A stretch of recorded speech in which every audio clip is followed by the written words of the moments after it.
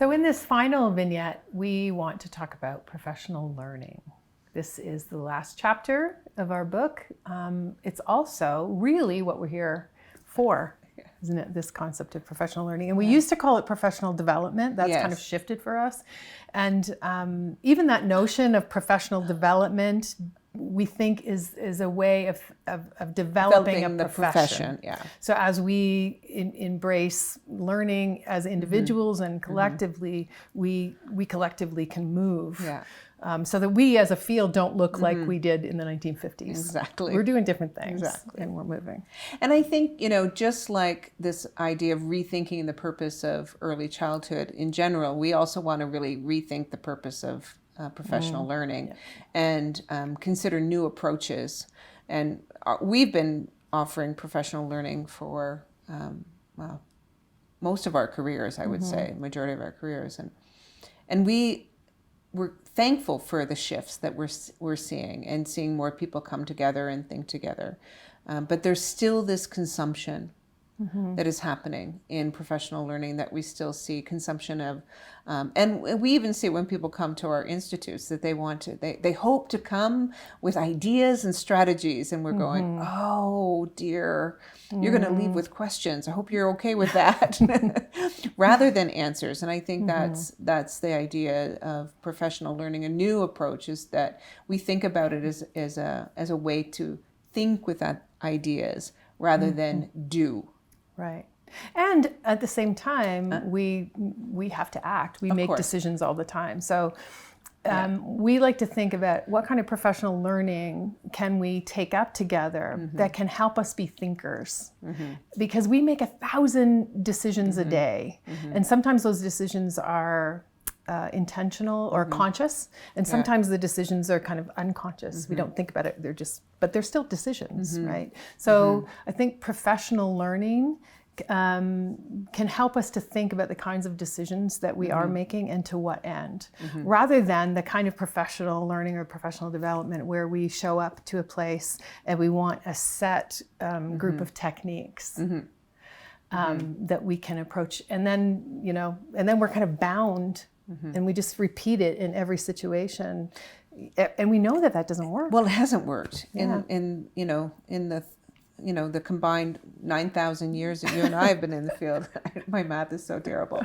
But in that time, that has still not worked. But what you and I have noticed, though, certainly in our large organizations, is that one of the things that has certainly moved us is the way we consider professional learning as reflective practice of collaborative, critical reflection together, rather than the consumption of ideas. Or to fix problems. And let's face it, the problems that we want to fix are usually involving people. Yeah, thinking other humans. Or other humans. It's like little people or big people. How many workshops have we attended or even presented around stopping toddlers from biting? And they still bite. Yeah. Imagine that. It's just still working.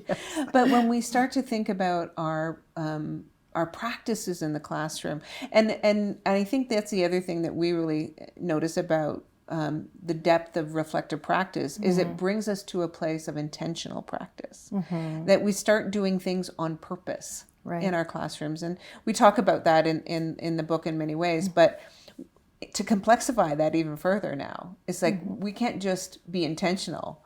Our work is to study our impact. Right.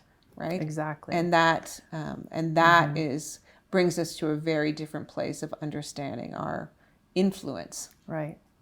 Rather than just, following this set of tips or tricks. Yeah. I think it asks us to also be critical thinkers, but also contextual thinkers.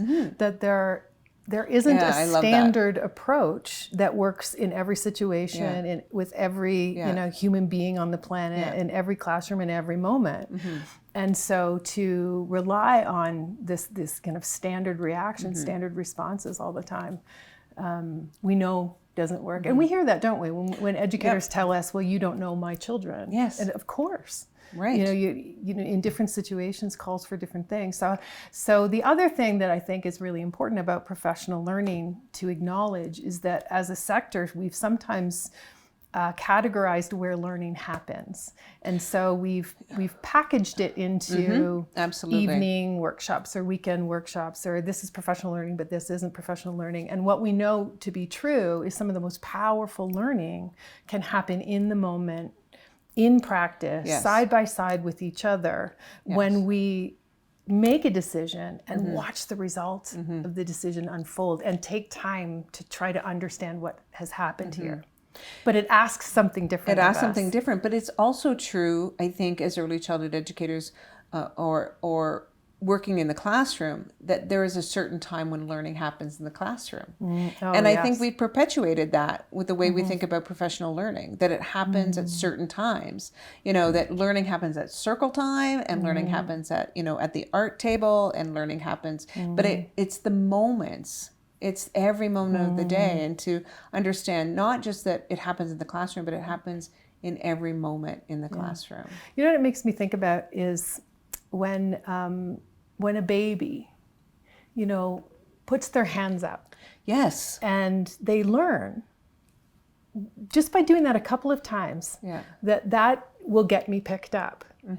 That isn't necessarily something that we teach young children to do, but they act it and they learn really quickly. They learn really quickly if I cry, then I get my needs met. And I think we're learning constantly all day long in different, both, little people and big people. And I think by acknowledging that learning happens every day, we can bring more attention to it. And bring more awareness to it, and then make choices about it, make intentional choices about it. I think historically, professional learning has been something that we go to so that we can do something. And what I think we're really trying to stand for is professional learning is something that we think with. We think with ideas. And just in the same way that, documentation is something we do. And I think what we very intentionally in the book didn't talk about that at all, but how to think with documentation, how to think with ideas.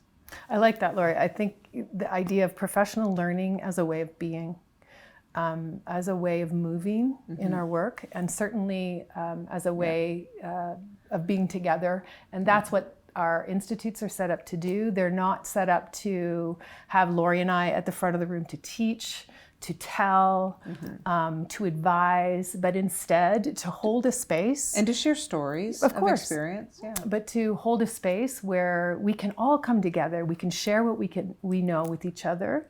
We can build on each other's wisdom and knowledges. We can shift and shape each other.